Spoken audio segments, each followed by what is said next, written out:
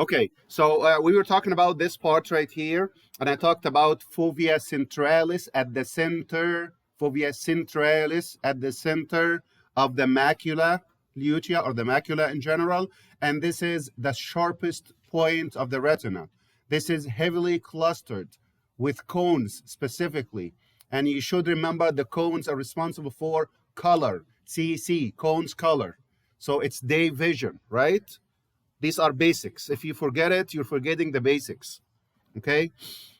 So this is for fovea centralis, but if we're looking at this fundus or otoscope, optic scope, you are going to see something else which is called the optic disc or the blind spots. What's the optic disc? It is here in this picture. Look at this here. Remember, all over the retina, you have these receptors, right? It's all over, but it's more clustered in certain spots. However, there is a certain part at which there are no receptors. Zero receptors, no receptors. It's just an exit. Like the door doesn't have any bricks, right? The door of your house, there are no bricks. It's just a door. This is like the door right here. So this is just a point of exit. All these fibers are going to leave from this door. So there are no photoreceptors here, and that's why they call it blind spots. Why did they call it blind? Because no photoreceptors. You can't use it. It's blind. But the other name is optic disc because together it looks like a disc. So when they exit out, all these fibers together, they are going to make optic nerve. And you guys should remember the cranial nerves, right? So optic nerve is one of the cranial nerves, and it will travel all the way. It will end here. There is a pathway that I'm going to talk about that's important, but the end point is right here in the back. Remember the occipital lobe? This is your target at the end. It doesn't go directly. There is a pathway that we will talk about. So here are different cells that I already talked about, aside from the receptor cells. Receptor cells, rods, and cones, right? After that, you have these cells in the sequence that the bipolar cells make the synapse with the rods and cones, and then it go to the ganglion cells. Horizontal cells are just going horizontally, and then the amacrine cells. But at the end, you're going to make the optic disc from the fibers of the last nerve. Let me show you the picture. Again, here it is. Look at these rods and cones, and then you will see the bipolar cells and these horizontal cells. The last ones are the ganglion cells. Their fibers are going to gather together right here or right here. All these cells starting from here, going all the way down until these fibers. And from these fibers, they come together to make the optic nerve.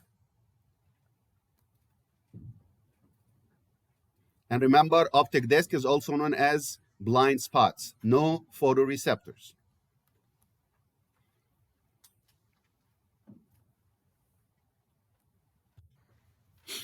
Chambers of the eye, I talked about that before. Remember, the eye, the inside of the eye, it's not really empty. This cavity is divided into two parts by what? No, what's dividing it into posterior and anterior? What? Not the cornea. What? What's dividing the whole eyeball into two? Anterior cavity and posterior cavity. The what? The lens.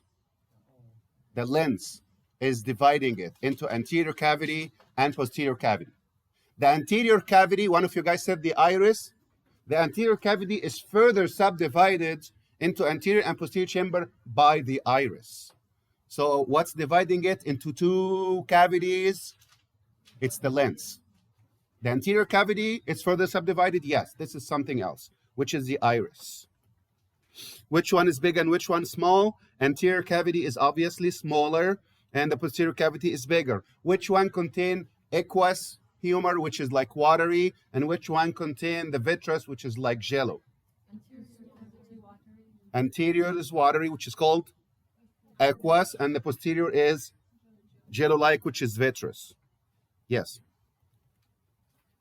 So here is the aqueous humor, and this is the aqueous humor is a watery secretion in the whole anterior cavity, both anterior and posterior chamber.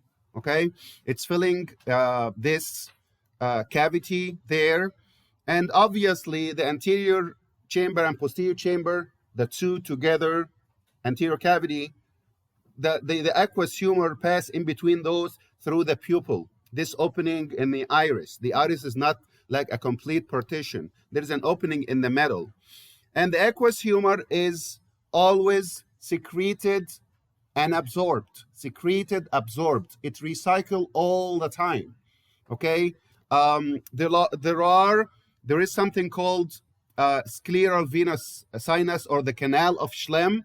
This is the drainage. So if you think about it, if you like open the water tap, the water is going into the sink and then it drains out, right? If you keep it like that all the time, it will continue running, right? But what would happen if you keep the water tap as it is and then you partially close the drainage? It's going to fill out and overflow, right? The drainage here is the canal of Schlemm, or the sacral venous sinus. If something happened to it, there will be accumulation of this aqueous humor. The pressure inside the anterior chamber increase, and we call that intraocular pressure. When that intraocular pressure increase, we call that glaucoma. Glaucoma is a condition in which there is an increase intraocular pressure. It's the only reason is the drainage is being blocked or partially blocked? No, there are other reasons, but we're not going to ophthalmology. I'm just giving you the most common one. It's the drainage. What's the drainage? Scleral venous sinus, or the canal of Schlemm. And I will show you in the picture where does it go, but you secrete it from the ciliary body. It goes in the anterior chamber, and then it leaves through the canal of Schlemm. Okay? What's the idea behind that? The cornea. Do you guys remember the different parts we talked about? And you need to study with me as we go. Remember this cornea in the front, the transparent? It's avascular, non-vascular. There are no blood vessels. Every single cell in our body need oxygen and nutrients, otherwise it's going to die, right? If there are no blood vessels, you're not getting blood, how can you live? How can you survive? The aqueous humor. So this is secreted, loaded with oxygen and nutrients.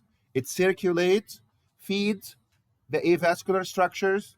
They get their needs, and then it leaves after it gives them the oxygen and nutrients, and after it take away the carbon dioxide and the waste products. And then it goes, and then we secrete it again loaded with oxygen and nutrients, feed, leave, loaded with waste products and carbon dioxide, and recycle. The amount secreted should be equal to the amount drained out.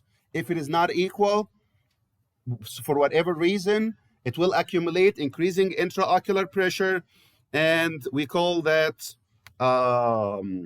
glaucoma, or the blue eye, if you ever heard about it. It's just because of the deprivation of oxygen. It looks kind of blue. So it's secreted from here. It goes here in the posterior chamber, which is part of the anterior cavity. It leaves through the pupil, which is this opening.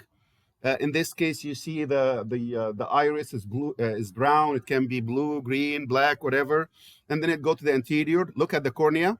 This in the front here. This is avascular. It's going to take its needs. After you're done, look at this. This opening here. This is called the scleral venous sinus, or canal of Schlemm. This is where it drains out. Okay, look at this. Look at these arrows secreted from here, from the ciliary body. It goes specifically into the posterior chamber. It passes through the pupil, anterior chamber, feeding the cornea and feeding the avascular structures. And then it's going to drain out through this scleral venous sinus. It go back, add oxygen, nutrients, recycle all the time. It should be happening like that all the time, which is not the case for the posterior chamber. It contains vitreous humor, which is also transparent, but it's jello-like. Okay, so this is the vitreous body or the vitreous humor. It is gelatinous or jello-like to keep the shape of the posterior chamber, which is the main uh, cavity of the eye. The lens itself is transparent. Always remember it this way. When the light waves enter, it should pass through many things and end up going to the fovea centralis. Remember this point? This is your target. You need to reach it. Everything on your way should be transparent. That's it. You pass through the cornea, transparent. Anterior chamber, aqueous humor, watery, transparent. You pass through the pupil, it's an opening. Posterior chamber, aqueous humor, transparent. Lens, transparent. Vitreous humor in the back, transparent. Otherwise, it wouldn't go through and you wouldn't see. No interruption. There should be no interruption. So this is for the lens, but what if there is something wrong in the lens and it's not transparent anymore? It's like getting this whitish color. We call that cataract. Do you want us to know the abnormalities? Yes, just the minimum, the basics. Just what does it mean? Okay, like glaucoma, increase intraocular pressure. And it looks kind of blue. That's it. We're not doing ophthalmology. Cataract, you lose the transparency of the lens. It becomes whitish. So what? So the light rays will not pass through. You won't be able to see. Okay? The most common one of those is senile cataract. It almost happened to every single body, every single person, like age of 80 or something like that. It will happen anyway. Okay? And that's it. That's what I want you to know. But just for your information, we used to cut the lens out because it's interrupting the vision. And we use like glasses, but now it's not the case anymore. Now they take the core out because the core is the part that that lose the transparency. So they open even with a very tiny endoscope, very tiny one. They take the core out or the part out, and that's it.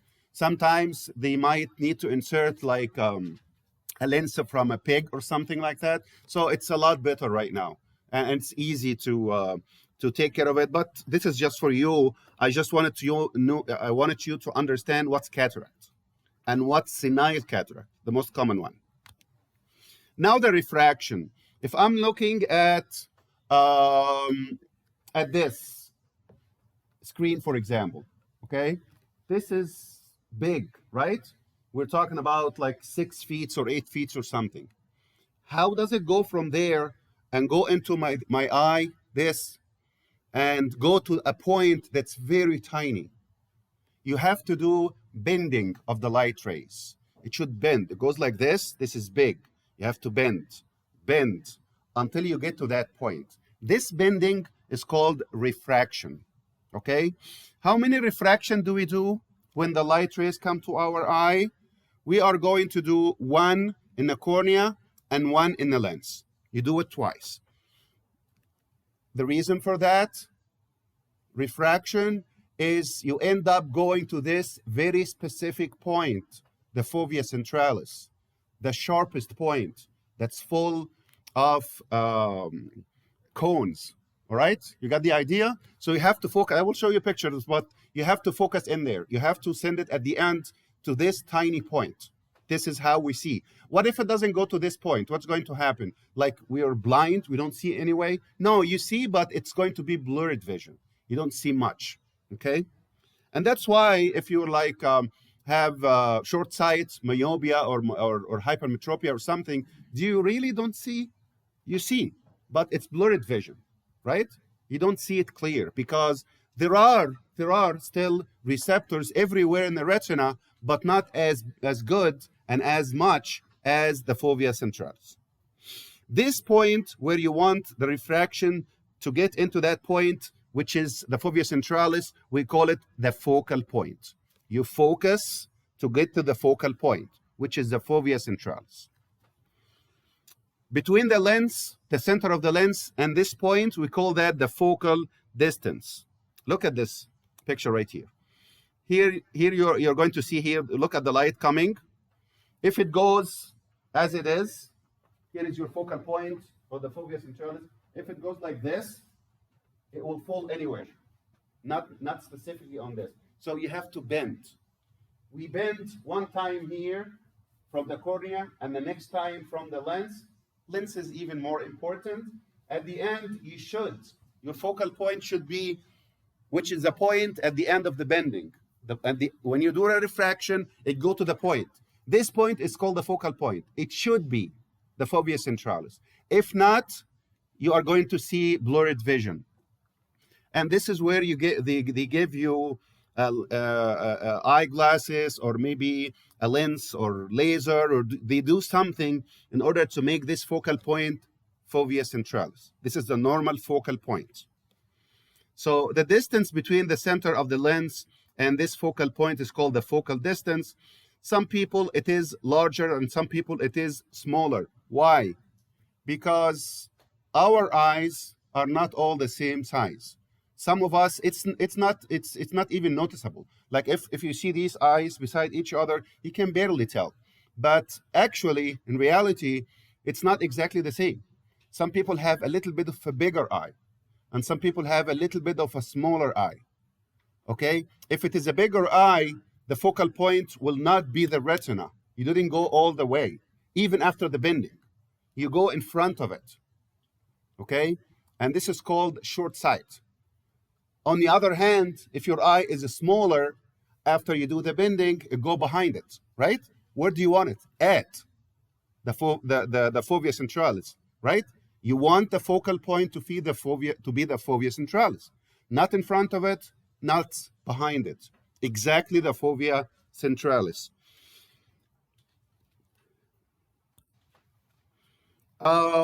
Other conditions, astigmatism.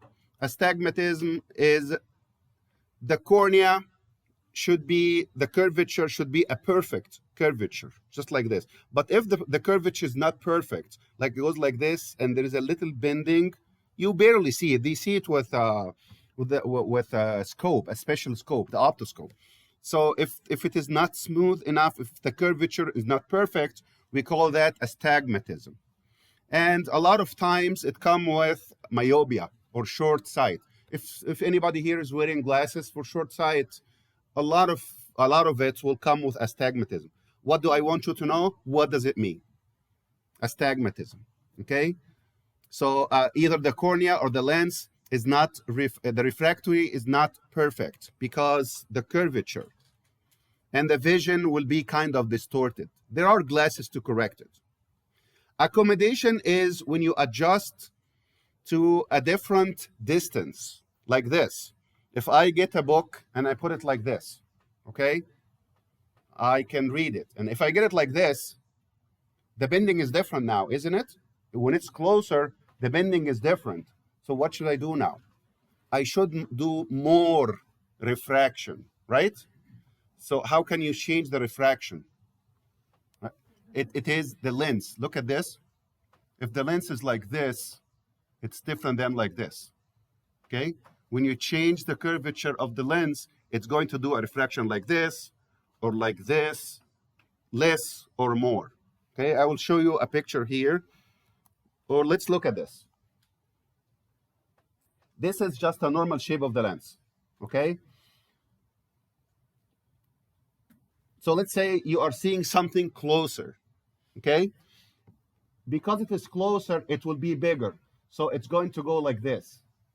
What should I do now? You change the curvature of the lens. Look at this. If you make it bigger like this, it's going to go like forward. If you make it less curvature like this, it will go backward. So you change the curvature of the lens, not the cornea. We do refraction, cornea, and lens, both of them. But which one can we control? The lens. It's very flexible like this. You can easily change it like this. Okay, you can change it. You can make it like this. You can make it like this. You can make it like this. You change it easily. How? Do you remember when we talked about the 3 layers of the eye, including the ciliary body, ciliary processes, and the suspensory ligament, the suspending the lens? Yes, you can pull it away or you can contract it, right? You can get it closer or far away. So you're changing the curvature of the lens. Compare this curvature to this. This is more curvature, right? So you can make it more or less by these muscles. And this is called accommodation. You accommodate to the change of the distance. You're getting closer, you're getting far away. You accommodate to that.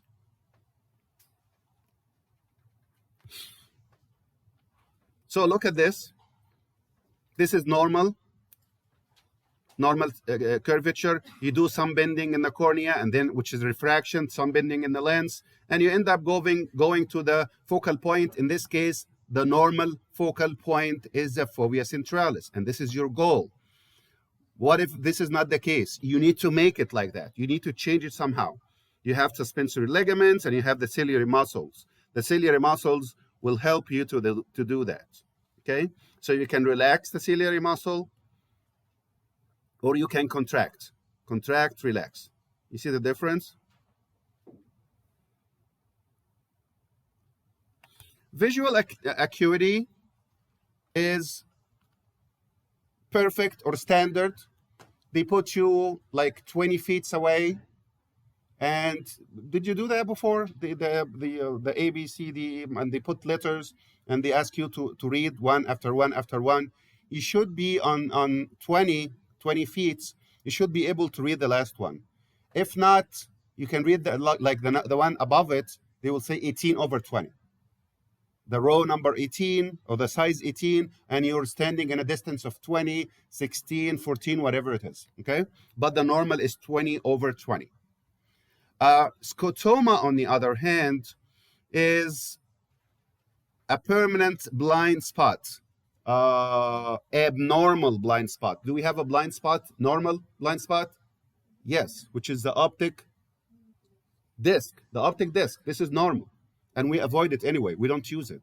But what if you have another one somewhere in the eye that's abnormal? We call that scotoma. It can be for different reasons. Maybe the photoreceptors are damaged or the nerve is damaged, whatever. At the end, it's abnormal blind spot.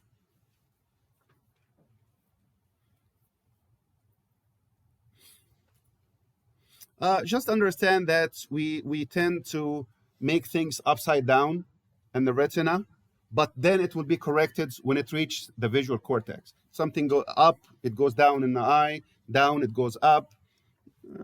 Just the idea itself, not something that's very important. Okay, here it is. Here is the object. It go to the cornea, refraction, go to the lens, refraction. It should go and at the end to the focal point.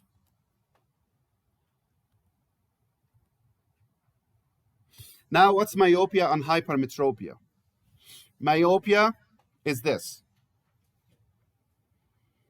The eye is a little bit bigger. So look, the focal point, is it the fovea centralis? Is this red, is fovea centralis? No, fovea centralis is on the retina, isn't it? It's the retina. On the retina, a point heavily clustered with cones on the retina. Where is the retina? It's right here. Is this in the retina? No, it is not. In front of the retina, because the eye is a little bit bigger. This is the short-sightedness, and we call it myopia. The opposite, and of course, this is easy to correct, but your eye will not be able to do it because the lens and the cornea, they have their own range. If your eye is a little bit bigger or smaller, the eye cannot correct itself. Okay, it's too much. So you need glasses or like this. If you're using one of those, it's a concave lens. This concave lens will make less refraction, so it goes a little bit backwards. Did you get the idea? It just decreases the refraction so that it reach this point. So if you're wearing one of these glasses for myopia, they tell you like it's short sight or myopia, understand that this is a concave one to decrease the bending, decrease the refraction, so that instead of going to this point here and your vision will be blurred vision, you don't see much, I want it to go backward a little bit. by the help of this. Of course, there are other things. There are contact lenses doing the same thing. The laser just changed the curvature of the cornea. So you're changing the refraction anyway, somehow. But classically, what we care about here is more of the lens. Look at this here. This is a little bit smaller eye, which is hypermetropia. You need to know these terms, just the basics. We're not doing ophthalmology, just the basics. Understand the idea. Look at this eye, a little bit smaller. So what? So with the normal refraction, it goes behind the retina. Can you see? If it goes behind the retina, you cannot see. I want it to go exactly on the retina, specifically fovea centralis.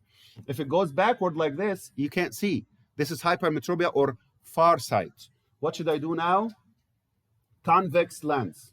So this is going to do more bending. You end up focusing, or the focal point will be the fovea centralis, which is the goal anyway. Sometimes they can do surgical correction. You don't need to know much about that. Laser, they change it. It's the same goal. Most commonly, it's the glasses, but there are alternatives. We don't need to know details about it. Okay, just understand that they can surgically correct it by laser or surgery, whatever. That's okay. If you wanted more information, I can give you, but we have a lot of slides, and I want to focus on the most important ones only. If you noticed, I'm not going word by word. I'm not going slide by slide. Whatever I'm focusing on, this is the core of that chapter. This is what you have to know. And this is what I'm going to ask you about. I know exactly what's the core of that chapter, what's the SLOs, what's the objectives, and everything. I've been teaching for a long time. So I know exactly what to focus on. Just focus on it. Enough. Okay? Anything else, if you want to read it, if you're interested, that's okay. But you don't need to. Okay? For the purpose of the exam, you don't need to. So we talked about the rods and cones, and I told you what you have to know. Okay? Rods, night, black and white, cones, colored, day. You have to know it.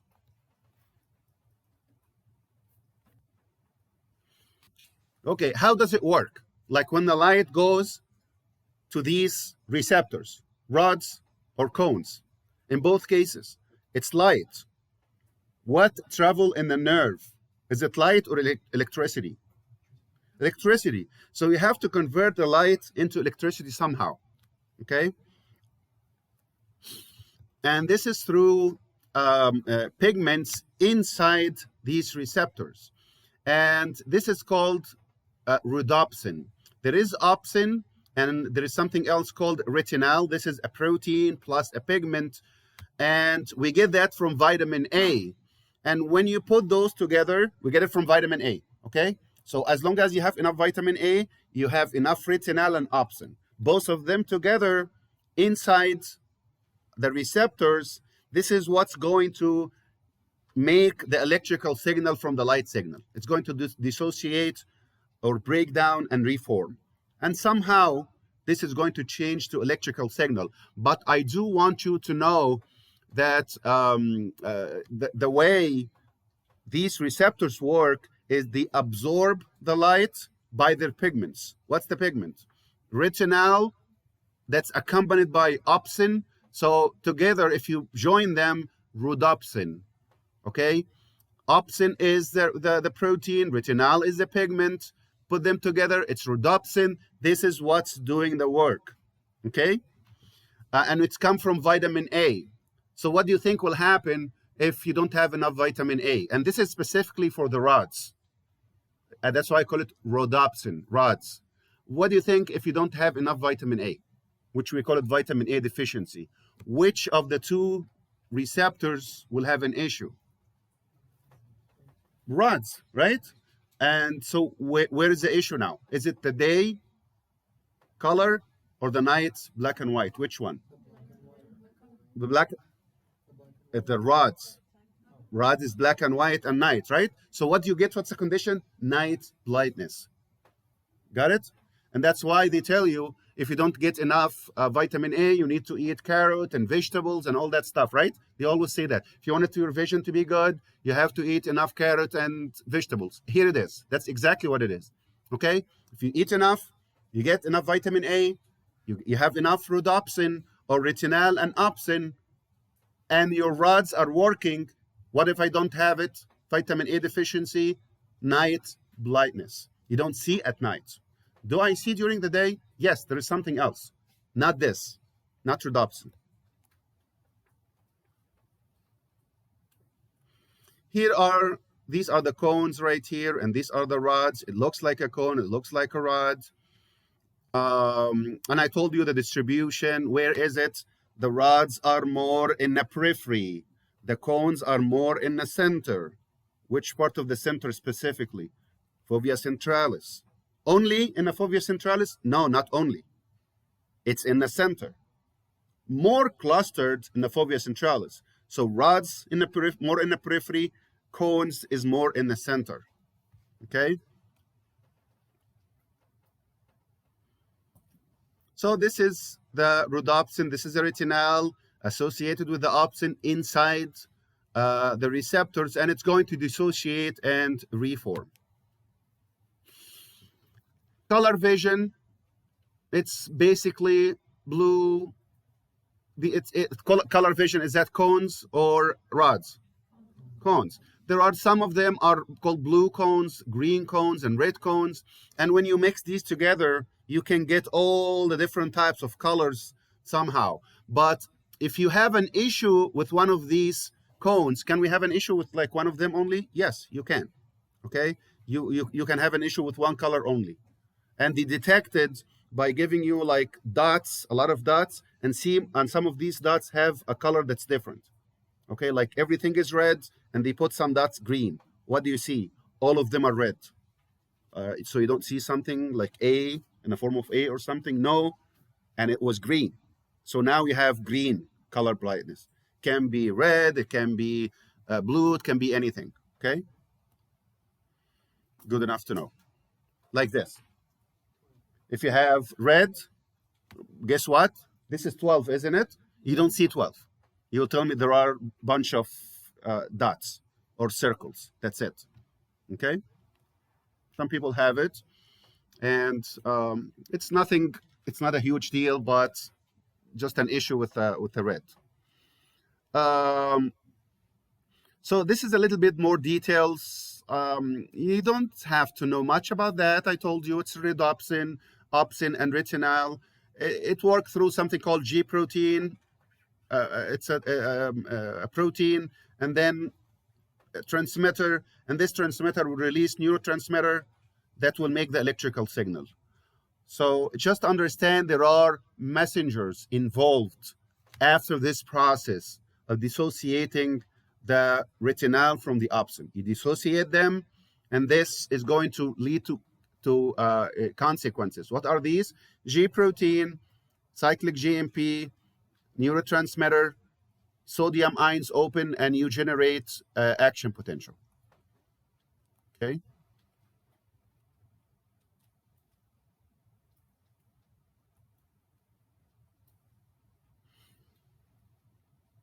Rhodopsin, after you finish, it's going to split again. You form and split, form and split. It's going to split again, and then when you see the next time, it come together and join.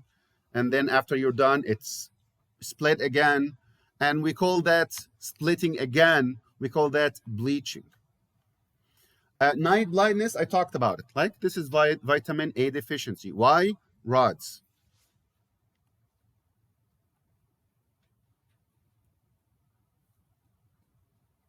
Okay, so I talked about accommodation. Accommodation is about what? About the distance or about the amount of light? Which one? Accommodation. Depend on what? Distance or amount of light?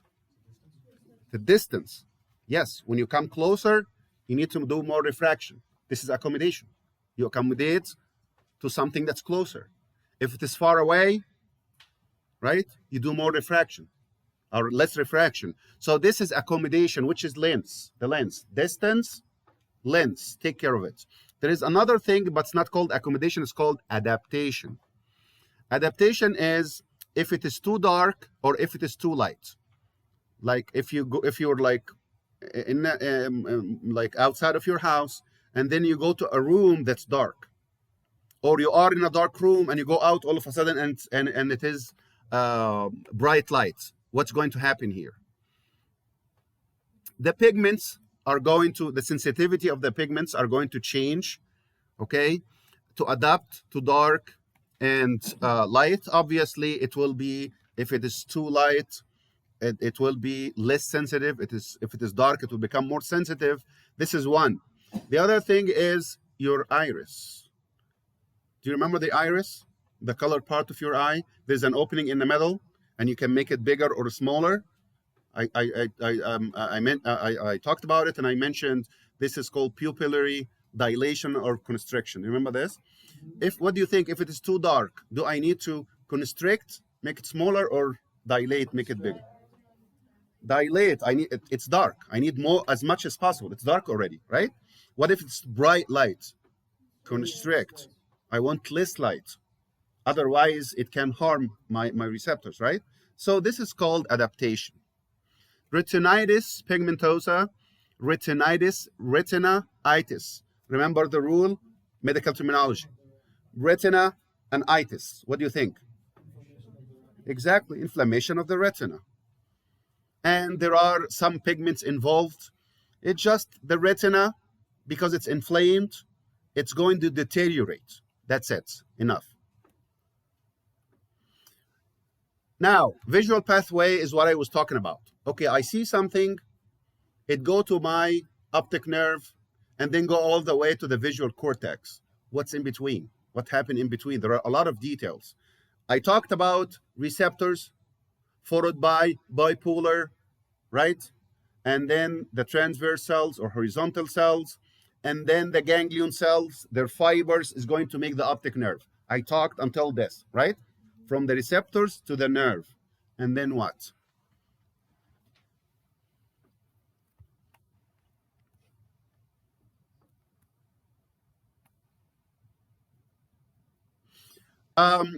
Some of these ganglion cells that I talked about, some of them are called the M cells, and these monitor the rods, and P cells, they monitor the cones, okay? So these ganglion cells, the nerves from the ganglion cells are going to leave, here it is again, the sequence from the receptors to the bipolar cells, to the ganglion cells. Which ganglion cells? It can be M, it can be P, right? Like in this case here, it's associated with the cones, the rods, right? So if that's the case, the ganglion cells are M. If it is the cons, it's going to be P, and so on. So at the end, you have the ganglion cells, and the ganglion cells, their fibers make the optic nerve, and the optic nerve will go to different steps until it reach, and you need to know it, these steps, until it reach the cortex. So what's after the optic nerve? Yes, I will do it from this picture right here, because this is what you have to know, okay? So here, we did this part here. What do I have? Optic nerve. Does the optic nerve travel all the way to the cortex? No, no. The optic nerve actually is going to cross. And I'm sure that most of us forgot it from AP1, but this is a reminder. Remember optic nerve, that was cranial nerve number 2. Remember olfactory is 1, and optic is 2, and oculomotor, and all these nerves. If you forgot it, that's okay. Optic nerve is number 2, okay? And it's not a nerve that's very long that goes from the eye all the way to the cortex. That's not true, okay? It's just a short nerve that runs a little bit, and then part of the fibers cross. And cross in Greek is called chiasm. This is just a translation. Chiasm is crossing. Kind of sound close, but just to remember it. Okay, chiasm, cross. Chiasm, cross. So this point right here is the chiasm. Look at these that are going to cross. They cross at this point. So what's after optic nerve? Optic chiasm. Okay, the point of crossing. And what's after the optic chiasm? Optic tract. After the optic tract, you're going to reach to a body here at the end of the tract. What is this body? This is called lateral geniculate body. After which you have these purple optic radiations, and optic radiations are the one that reach the occipital cortex, which is the visual cortex. Is that clear? This is the eye. You make the optic nerve. Optic nerve cross, optic chiasm. Continue, optic tract. What's the end? A body, lateral geniculate body. And then it radiates, optic radiation. When it radiates, it will ultimately reach the occipital cortex, which is called the other name is visual cortex, and this is your pathway that you need to know. There are other details, but I told you the most important. And one more thing that I want you to notice here, which is, look at the red right here. This is the medial part of the right eye. And look at the green here. It's the medial aspect of the left eye. And this is what's crossing, not the outer parts. Okay? So what's the point I'm trying to make here? The point I'm trying to make is injury. If injury happened, what's going to happen? If it happened right here, the whole right eye is gone. You don't see from the right eye. That's it. Lateral or medial, all of it. You don't see anything. Okay? What if we have some, like a cut here in a chiasm? No, this is a different scenario, because only the medial ones are the ones that are injured, right? So what do I lose? The medial here allowed you to see outside in the right side, and the medial here outside in the other side. So these are what you actually lose, the external ones, okay? What if I injure this one right here, the optic tract? The optic tract is taking the outside here, or the lateral from the left, continue, and the medial from the right is the one that's crossing. So now what are we losing? We're losing this and this, which is right side, not the periphery. It's right and right. Did you get the idea? Just imagine how an injury can affect it. After that, it's the same thing. It's the same as this. So 1, 2, 3. You have 3 points to understand if it is injured, what are we losing, okay? And your key here is which part cross and which part continue. The lateral continue and the medial cross, okay? Okay, so that's it for the eye. And the next is the ear. And the ear consists of 3 parts. External ear, this outside here, all the way until the eardrum stop you. Like if something goes in my ears from here, from this, which is called the ear pinna or the auricle, and there is a canal here, it goes in and then stop. Stop by what? Eardrum, also known as tympanic membrane. This is the end of the external ear, and I will show you. And then there is a middle part, and there is an inner part. We have several models, and you will see the details. But look at this. This is your auricle or pinna. And by the way, your auricle or pinna, if you ever wonder why it looks exactly like this, what are all these like bendings and why it looks like this? This is the perfect way to collect the air waves, which is a sound to funnel in. It has to be like that. And when it funnels in, it will go through this external acoustic meatus until it reach this, the tympanic membrane, also known as eardrum. And this is the end of the external ear. Okay, so this is external acoustic meatus until you reach tympanic membrane. Tympanic membrane is the boundaries between what? Middle and external. Yes, or external and middle. So what's after the tympanic membrane? The middle, which is this. This is in the middle. What do we have in the middle ear? This small cavity here. And this small cavity of the middle ear, we call it tympanic cavity. Yes, you need to know this. I mentioned it before. I will keep on saying this. Middle ear cavity, tympanic cavity. Same thing. Yes, you have to know both. Okay? You cannot choose one of this. It is the same thing, yes, but you have to know it. Okay? Tympanic cavity, middle ear cavity, same thing. What do we have inside this middle ear? We have 3 very tiny bones. And I will show you today in the lab. Very tiny, very small. I think we have, hopefully, we have the actual ones. It's very tiny, but we have bigger plastic models. But I will show you the actual ones if we still have it.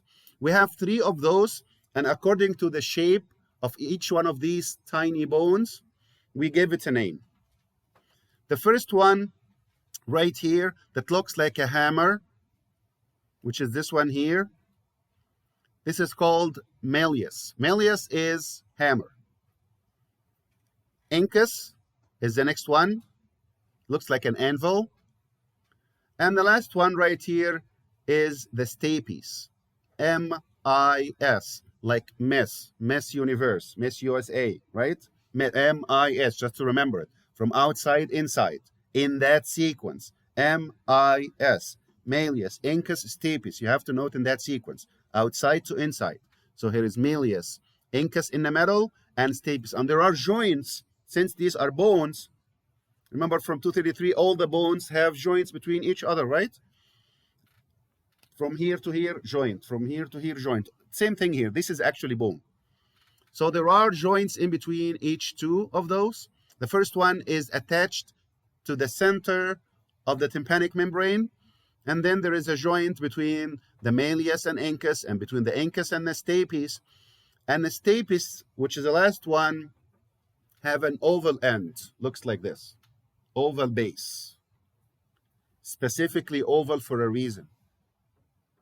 Because this is the middle ear, after which we have the inner ear. And to enter into the inner ear, there is an oval window. So oval base to fit into the oval window, to be specific. And this is you will see all of that in the lab today. Okay? So you will actually see, look at this. This is the base, the oval base of the stapes, to fit into an opening here that's also oval and exactly the same size and shape. So they fit exactly perfectly together. Okay?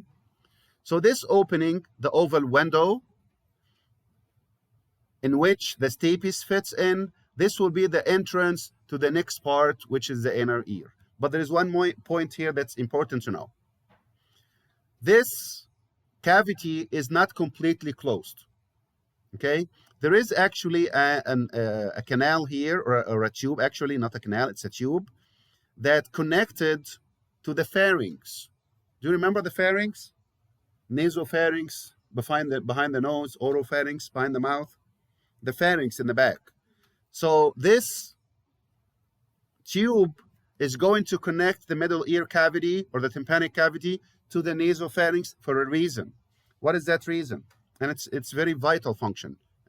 What's that reason? If you are in an aeroplane, and when the aeroplane goes up, don't you sometimes feel that tinnitus, and you go like this, and it's right? It can be even painful a little bit sometimes. What's happening here? Look at this. When you go up, the pressure increase, okay, or the pressure change. So look at this. This is opened, right? It's opened all the time. So the pressure that goes from here to this, it's going to push it. How about the other side? The other side didn't change. Let's say right now, this is 5 and this is 5. Everything is fine. There is no stretching. If it goes up at this point, so it's 7, 8 here, and it's still 5N, it's going to push it, right? It will be stretched. And you start to feel that tinnitus, and you start to feel the pain, right? Because of the stretching. But this tube, this is a canal? No, it's a tube. Is there a difference? Yes, there is a difference. Canal is something like this, that's always opened. Tube, it close and open. So what's happening here is this tend to close automatically. It close. So what? So the 5 here doesn't change. And the 7, 8 here change. You push in, this doesn't change. You start to feel it. So what they tell you to do? Did you have this issue before? You chew a gum, you open your mouth wide, you start doing like this, something, right? What are you doing here? You are opening this because it open and close. Once you open it, look at this. The same pressure that goes here is the same one that enter from your mouth and go through this auditory tube. There are other 2 names for it, for this auditory tube. It's called eustachian tube. This is the most famous name, the most common name, eustachian tube. You will see it. The third one is pharyngeal tympanic, but it's more auditory and eustachian. So what? So what you open this? Well, the pressure go into your mouth, transmit through this tube into here, so it becomes 7 here as well. Outside is 7, inside of it's 7, no stretching, no pain. And that's exactly what happened. And that's why we have this tube that you should keep it open. Does it close? It will close, yes. You can open it by chewing a gum, opening your mouth wide, whatever, you're going to open it. Once you open it, the pressure is equal, everything will be fine. Okay, so this is for the middle ear. So here it is again, external ear. You need to know the auricle, also known as the pinna, external acoustic, meatus, or canal. Is it a tube? No, it's not a tube. There is a difference. Canal doesn't close like this. This canal doesn't close, but the tube does.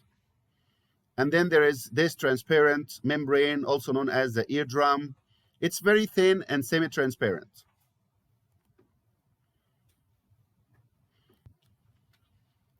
In the external ear,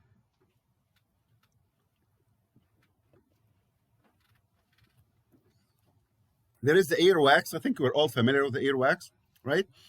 But the medical name is ceramen. And you need to remember this. It's called ceramen. And the gland that's secreted is called ceraminous gland. Fortunately, listen to this. The glands are all named after their secretions. Whatever you secrete is your name. You secrete ceramen, ceraminous gland. Sebum, sebaceous gland. Serous secretion, serous gland. Mucus secretion, mucus gland. Clear? So the name of the gland is always what do you secrete. So here, even if you didn't hear about it before, if you know that ceramen, what's the name of the gland? Ceraminous gland. Okay? Is that useless? Of course it is not. Nothing is useless.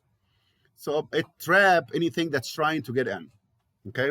If something like a mosquito or an insect, whatever it is, dust, anything, it will be trapped and then it will clear out. Otherwise, if it reaches the eardrum is very, very thin and very weak. It can be injured, it can be ruptured, so it is protective. If it is too much, yes, we tend to clean it, but we don't want it to be zero because it does have a function. Okay, and it does have actually antibacterial as well. So it is beneficial. The middle ear, I talked about it. Auditory ossicles. What's ossicles? Remember, when you add CLE at the end of something, it means the tiny. Osseous is bone. Ossicle, LE, I mean CLE, you add CLE, it means tiny. So what's ossicles? It means tiny bone. Make sense? You need to make sense of every word. Every word has a meaning. There is nothing random. Ossicle, osseous, bone. CLE is tiny. Okay? So these tiny bones, malleus looks like a hammer, incus looks like an anvil, stapes looks like a stirrup, and the stirrup is what's used to ride a horse. It looks exactly like it. Here it is, and there are joints in between. There are muscles attached to these bones in order to limit its movement. It shouldn't move too much. Like tensor tympani, this makes the tympanic membrane tense. Stapedius, it attached to the stapes. It's the same name. What is this bone? Stapes. What's a muscle attached to it? Stapedius, stapes, right? Very close. So the muscle that attached to the stapes is stapedius. Why? To limit the movement. You don't want this stapes to be like free and keep on moving like this. You want it to be like a little bit restricted. So it does restrict the movement of the stapes, these muscles. And we talked about the auditory tube. What's the other name for auditory tube?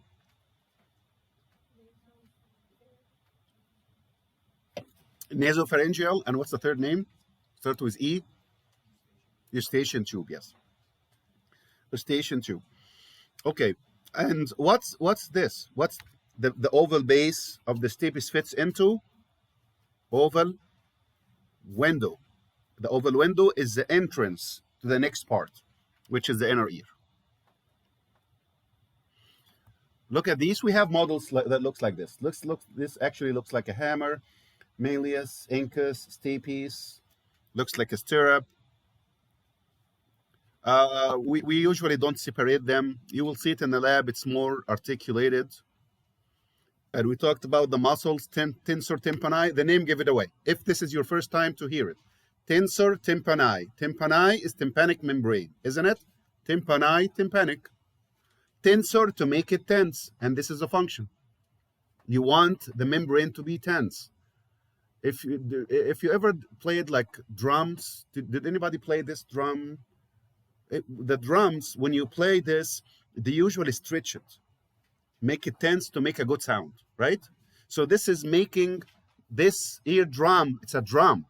You want it to be tense to make a good sound. Yes, this is tensor tympani. It make the tympanic membrane tense. And stapedius decrease the movement of the stapes. So inner ear or internal ear. What's the internal ear? The internal ear is all surrounded by bone. The other name for the inner ear or internal ear is labyrinth. Labyrinth. And there is a bone outside. Why do you have this bone outside of it?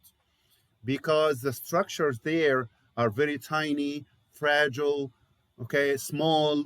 You have to protect it. So it's all covered by bone. And we call this bone from outside the bony labyrinth, the bone that's protecting it. Inside of it, there is a membrane. So we call it membranous labyrinth, like this. Look at this.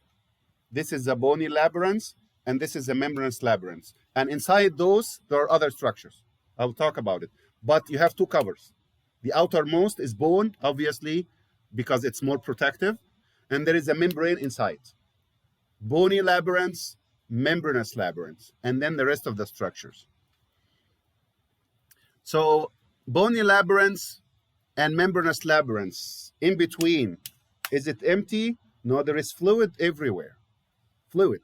So this fluid in between those two, we call it the perilymph. Inside the membranous one, inside of it, there is endolymph. Look at this. This is a bony, and this is a membranous. What's in between those? The fluid here, perilymph. And what's inside of this? Endo. Endo means innermost, inside. So we have two types of fluids, and this is called perilymph and endolymph. If you look at the whole labyrinth or the whole inner ear, there are three main parts. Every one of them is having a function that you have to know, and this is the most important thing here. Okay, you have to know this. The three parts are this snail-shaped, that's called cochlea. Look at these half-circular canals. Look, looks like a half circle. Here, 1, 2, 3. Can we see those? 3 half circle. So we call it the semicircular canals. The semicircular canals. We have 3 of those. How about this part in between? This is called the vestibule. On one side, cochlea. On the other side, the 3 semicircular canals. And the in-between is called the vestibule. Each one of those have a very specific function that you have to remember. Okay? Basics. Basics means 100% question because you have to know it. What's the function of the cochlea?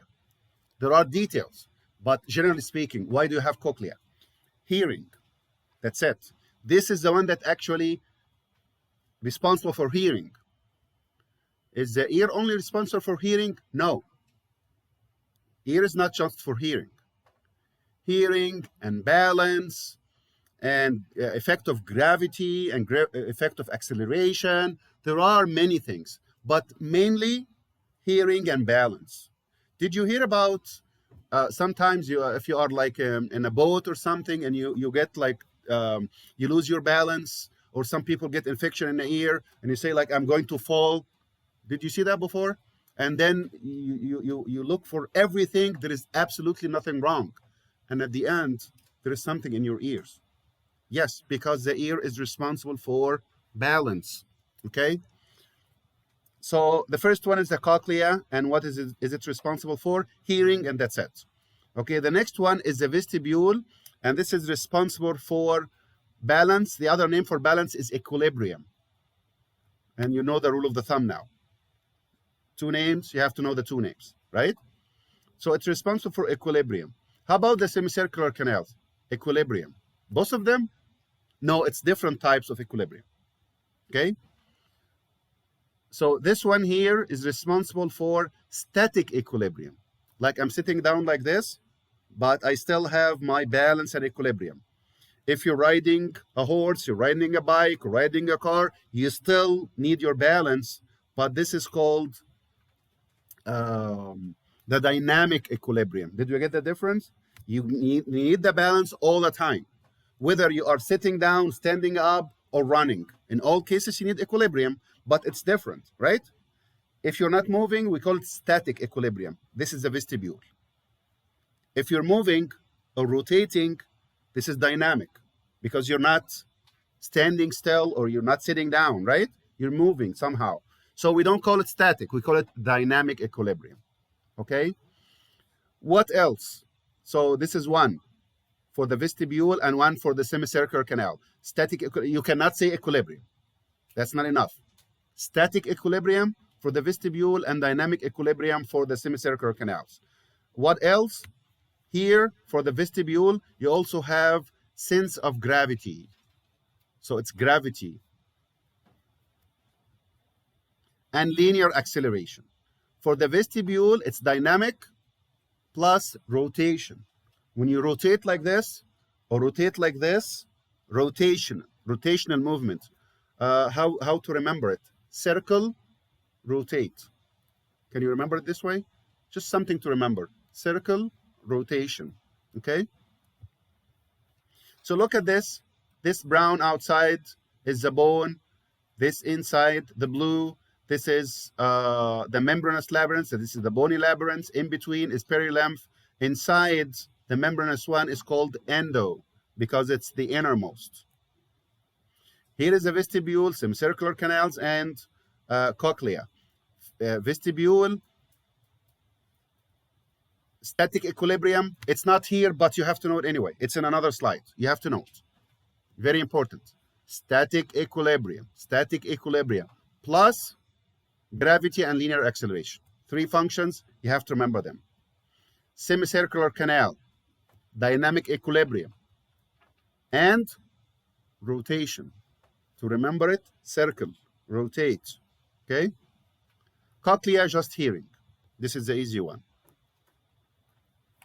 Now this bony labyrinth, it's not like 100% compact. It's not closed completely. There are two openings. One of them is oval shaped and the other one is round shaped. The oval shaped one is the oval window and the round shaped one is the round window. The function of each one of those is important to know. What's the function of the oval window? Remember what fits into it? The oval base of the stapes, right? It fits into it. And then what? And then inside there is fluid, lymph. Remember this? Endolymph. So look at this. The base fits in and then push the fluid and go back. So the fluid moves and then come back. It goes like this. Did you see the pistol of the car before? How does it work? It goes like this, and it pushes fluid out and in. When it goes in, this is the oval base of the stapes. and this is an oval window. It fits in it, and then push in. It goes in, pushing the fluid, and then it goes back. You push the fluid, and you come back. Okay? So what's the function of the oval window? This is the one that you enter the energy by pushing the fluid. This is how you enter the energy in the form of pushing. Okay, there is energy here, right? When you push something, you create energy, right? So this is how you enter the energy into the inner ear. You got it? And then what? Look at this. Fits in, push the fluid will go like this. Will move inside these tubes until it go to the end.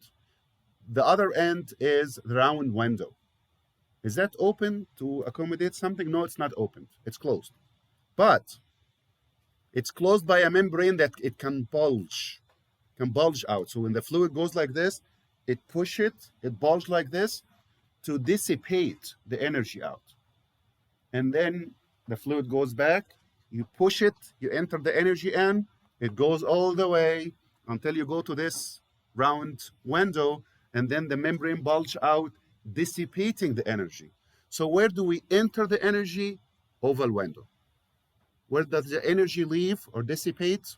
Round window. Is this point clear? Is this round window opened? If it is opened, it means it's open to the middle ear. It's not opened.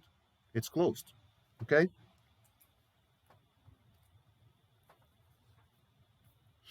So equilibrium is two parts, vestibule and semicircular canal. Yes, they are doing different types of equilibrium, but what's the equilibrium, generally speaking? Where does it come from? Both of them.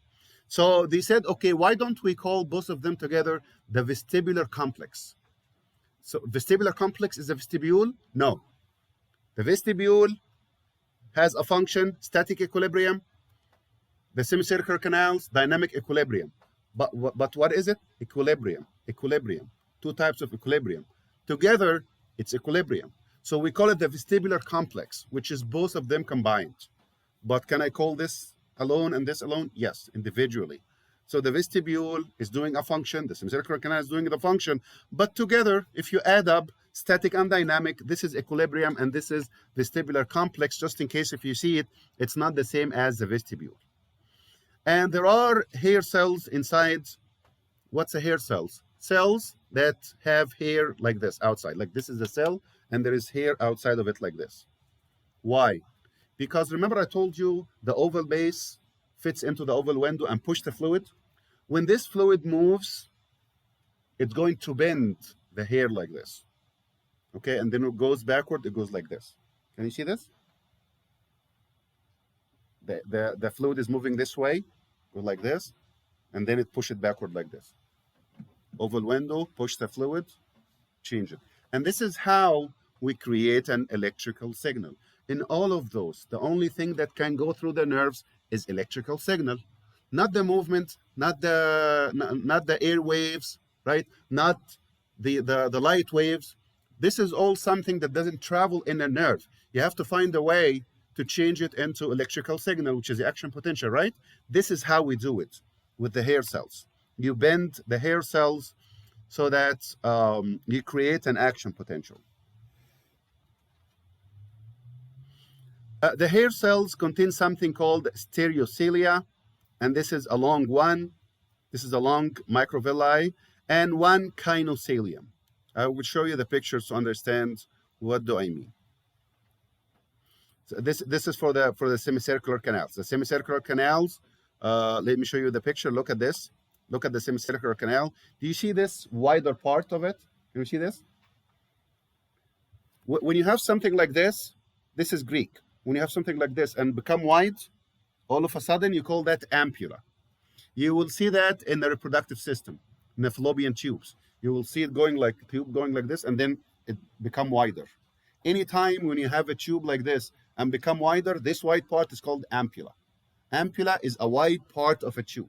Okay, so this is called the ampulla, and inside of it you have the hair cells. Okay, so ampulla is that base. It contains gelatinous material. Where is it? And it contains the hair cells as well. So look at this. This is inside the ampulla. Look at these cells. Do you see the hair outside of it? One of these hairs is long and it doesn't move. And look at the other ones, the smaller ones. Can we see this? Different types of hairs. Not all of them are the same. Like these are smaller and they move. And this is big and it doesn't move. So it goes like this. This one doesn't move. Okay, this is the kinocilium. Look at this one. They go toward or away, right? They keep on moving like this. This doesn't move. The big one doesn't move. And the small ones go toward or away. Depending on it goes to or away, this is going to result somehow in creating an action potential. Okay, and the hair doesn't move all by itself like this. The hair is inside this gelatinous material, the purple, and the gelatinous material is the one that moves, bending the hair toward the small ones, toward the big one, or away from the big one. So this one right here. Okay, so you can bend it this way. You see this? You can bend it this way toward the big ones, or if you bend it the other way, it goes away from the big one. Okay?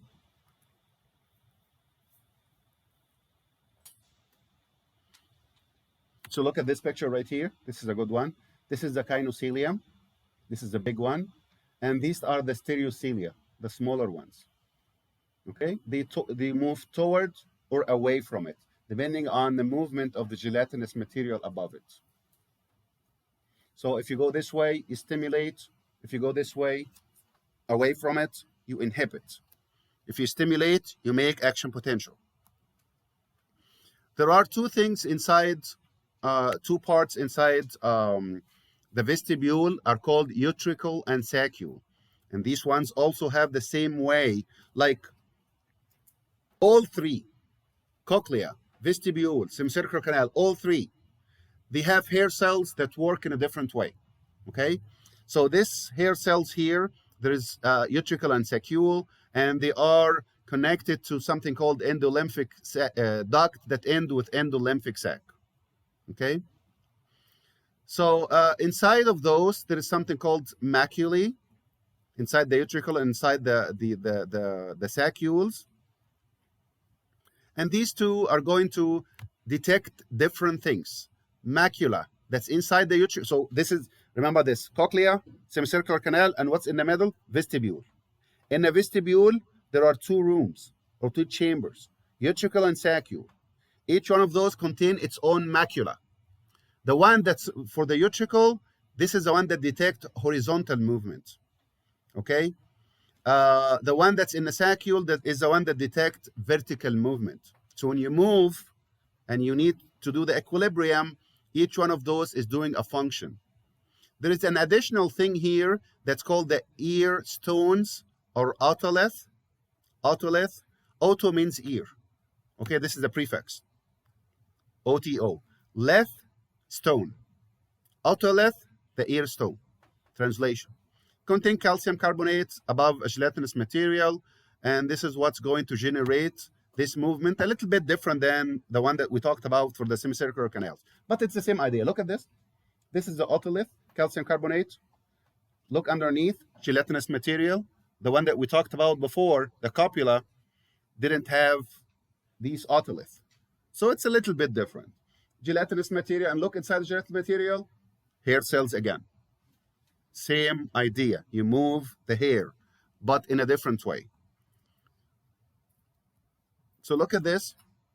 When you move like this or like this, these otolith or the stones are going to move, right?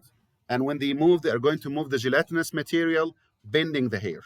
But it bends in a different way that you realize it. Like if you close your eye and you do like this, I'm bending forward. I'm bending backward. How did you know?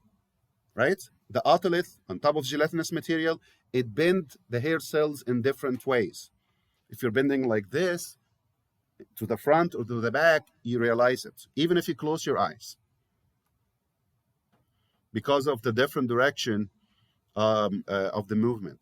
I think we're almost done. Do we end at 7:20? Okay. All right, I think we can stop here.